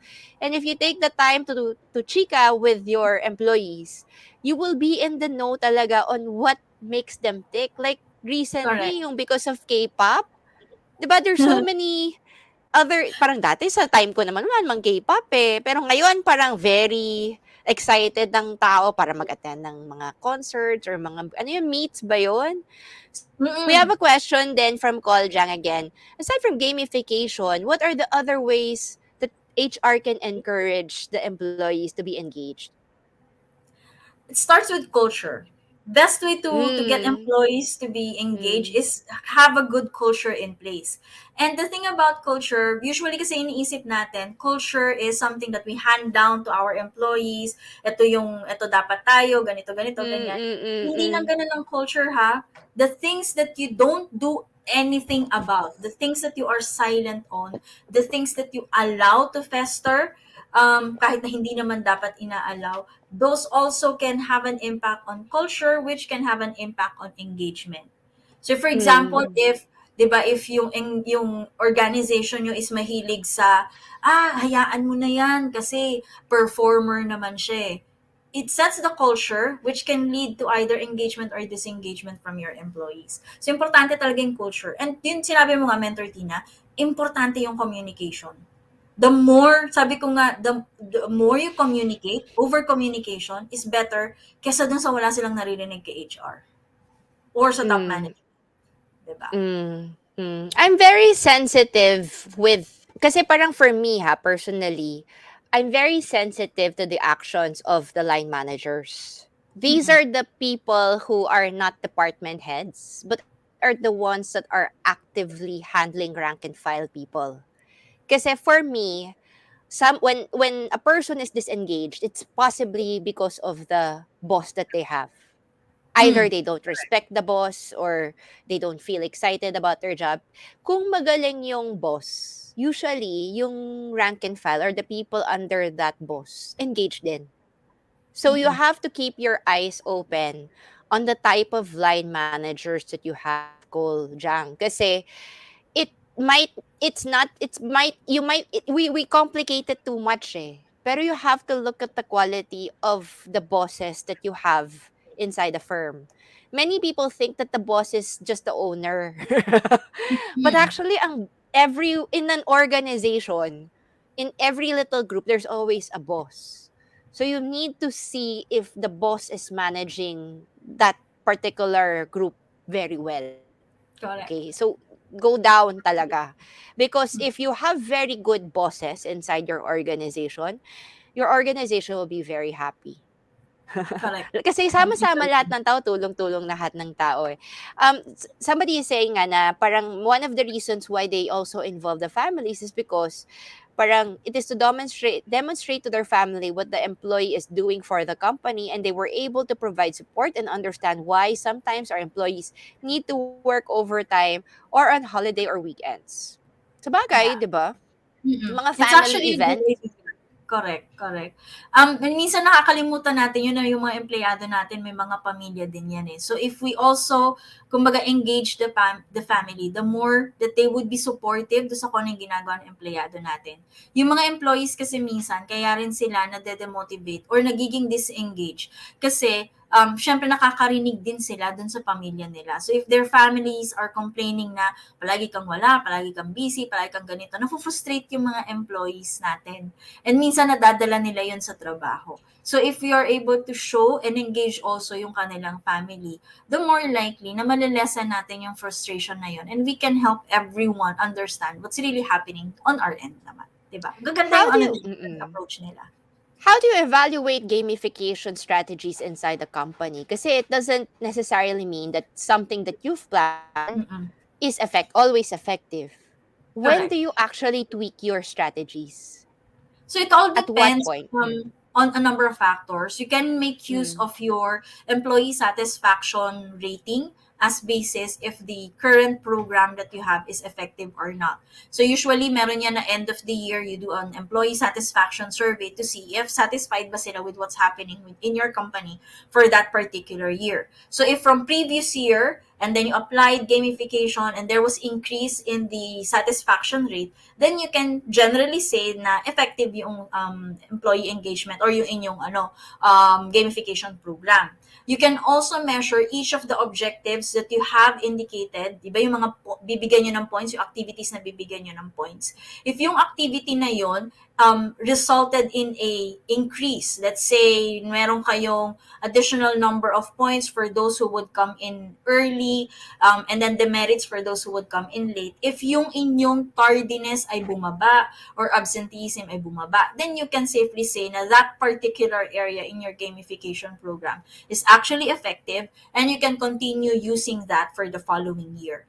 So, yung gamification program kasi, every year yan dapat nire-review ninyo. Titignan Mm. ninyo kung meron bang pagbabago. Ngayon, if there is an area there na walang nagiging change, you might want to consider tweaking it or removing it altogether because it's no longer impacting yung engagement ng mga employees. So, titignan nyo yan. When we created the gamification program for Gameloft, the initial objective was to increase the number of attendees dun sa mga learning programs and to get them to be more, kumbaga, conscious about their career path. So yung first iteration namin, we saw that there was definitely an increase in the number of trainings attended, the number of programs na pitch because of those trainings. So yung mga factors na sa tingin namin or yung mga lines dun sa aming mga activities na sa tingin namin contributed to that, we continued that to the following year. And then the following year, chinek namin kung ito bang mga to is still effective. So, ganun yung pwede nyong gawin when you do a gamification program. How does gamification, kasi you mentioned about the merits, which Mm-mm. is parang negative reinforcement na if you don't do something, you get a demerit. But how would that affect moral din? Kasi if you give prizes, usually there's a spike or neutral eh. Pero pag if you give demerits, at first it's shocking, pero later on, parang people might parang be more demoralized. How do you stop that demoralization from happening? Kasi you also don't want people to not care because kasi may mga tao, 'di ba, parang ang dami ko ng demerits, why should I even try? Kung lagi naman ako late, yun na talaga bahala na, 'di ba? We don't also want our employees to not care. And how do Mm-mm. you relate this to due process? Kasi it's fun and games because of gamification, pero sa totoo lang, at the core of it, hindi ka dapat malate araw-araw. But there are some people talaga, hindi nila matigilan na mag-late sila. So when Mm-mm. does due process or yung the twin notice rule come in? Kasi baka hindi kaya yung demerits lang para to stop the to stop the behavior eh. Baka kailangan talagang isuspend or may disciplinary action or even termination just to So, stop the late from happening.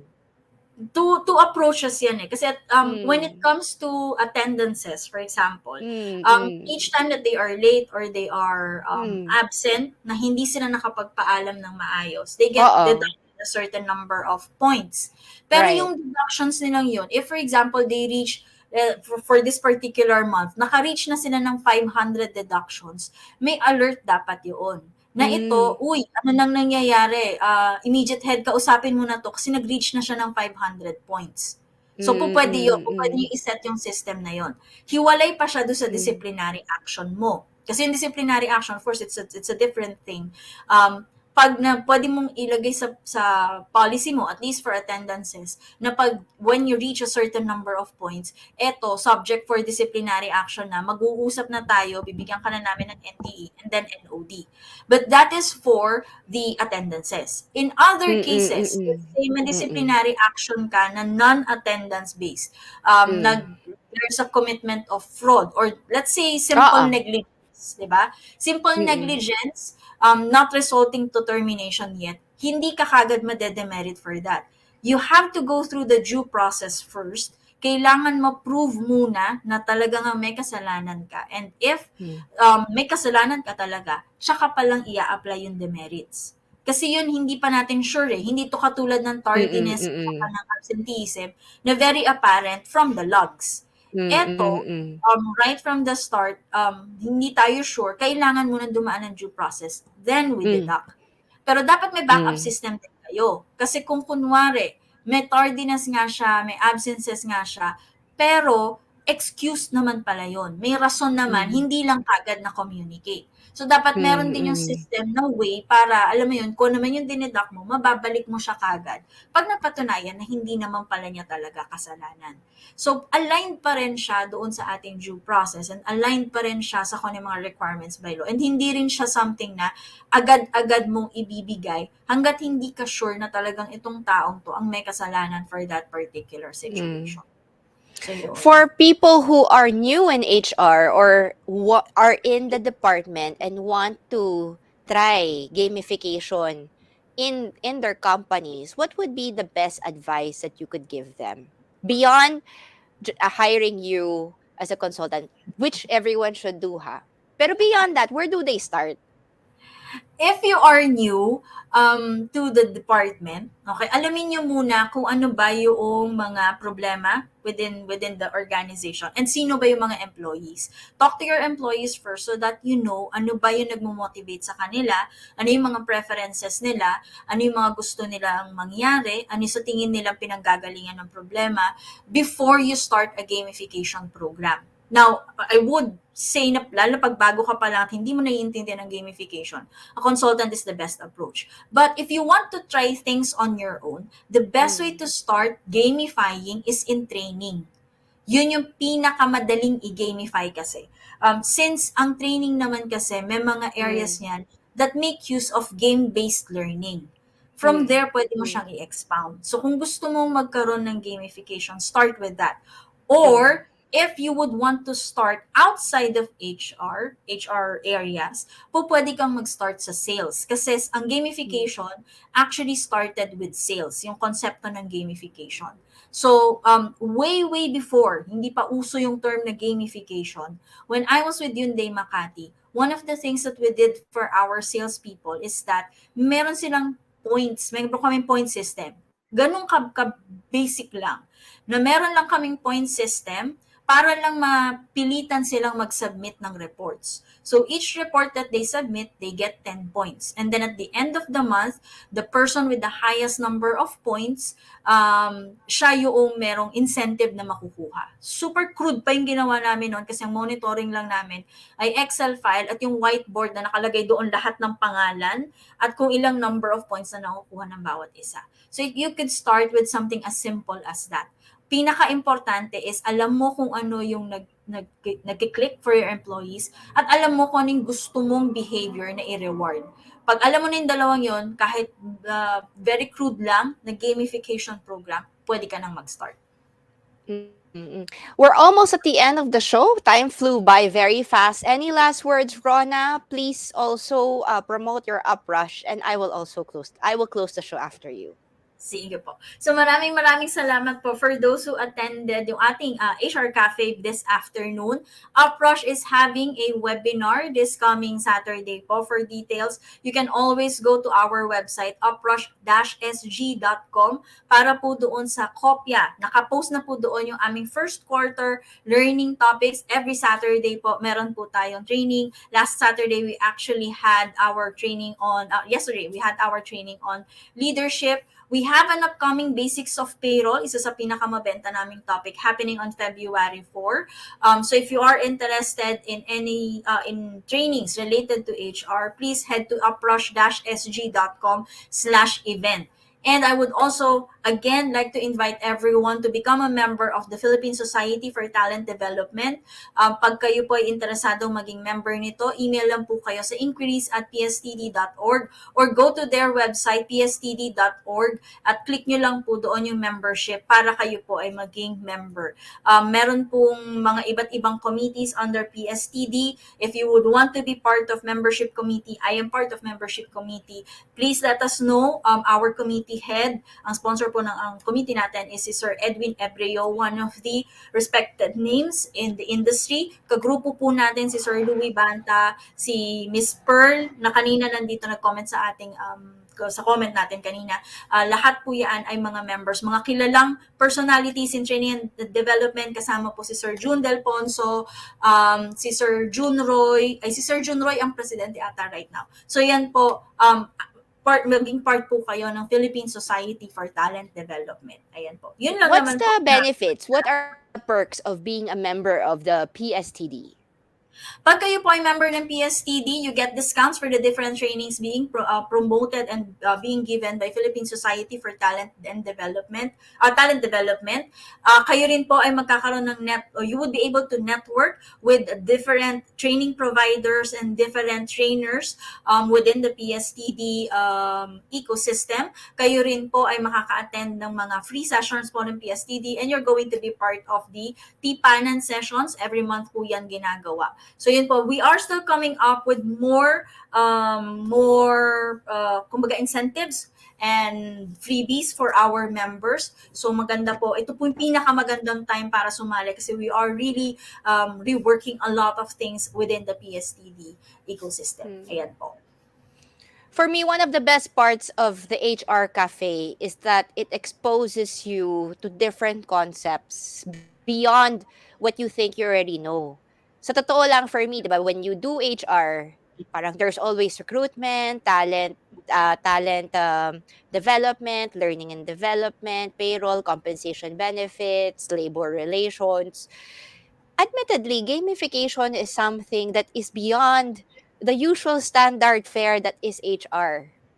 And yet, if you know about it, if you are aware of it, it is also something you can practically use inside your organization to motivate your employees.